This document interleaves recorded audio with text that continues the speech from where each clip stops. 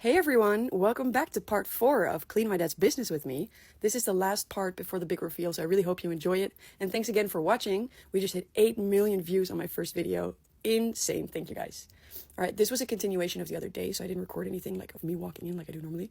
But I got started with the walls, all the spider webs, I got rid of them. And then the floor, because if I was going to make everything wet, I remembered from the real professional cleaners that you have to sweep before you make everything wet, otherwise it takes you twice as much time. So this area was the dishwashing area, so that's why it's a little dirtier than the rest. So I thought it would be smart to let it sit in the greaser for a little bit while I got started on the rest. And this is where the exhaust used to be. And you can see they obviously never got to clean behind it because it was hanging there. So that horizontal line was a little hard to get off. And there was also still text from the renovation. So I thought, oh no, how am I going to get that off? But as soon as I sprayed the degreaser on it, it came off. So that was perfect. So here I just used degreaser mixed with water to let it soak for a little bit so that I could go in and do some extra areas.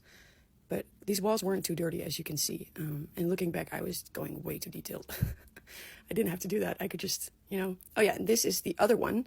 I used just really hot water with a little bit of all-purpose cleaner so that I could get that degreaser off and get it streak-free, because yes, these tiles were also making streaks.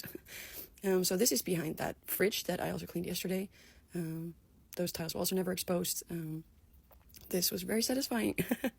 So I'm going over the walls with two different mops, one with degreaser and one with the all-purpose cleaner. This is the all-purpose cleaner again because it's the blue mop, and after this it looked really, really good. You can see how shiny it is in the top corner.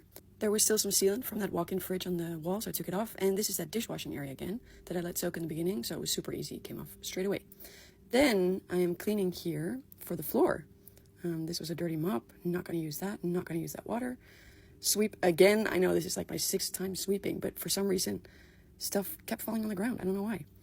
This is just pure degreaser that I'm throwing on the floor. This was where the freezer unit used to be. It was walk-in, but it wasn't sitting on the floor. It was sitting on like a little elevation. So all these years it collected dirt again. So here I was scrubbing. Ooh, this was satisfying. Yes, the squeegee, my best friend.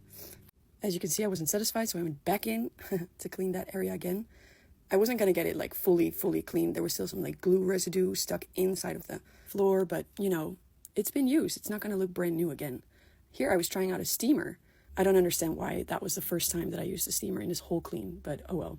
I also had a pressure machine, but it didn't have any pressure, so that's why I didn't use it. You guys were all saying, why don't you use a pressure machine? That's why. So unfortunately, the camera shut off by itself, but you know me a little bit by now. I was way too focused on that floor to even notice the camera going off.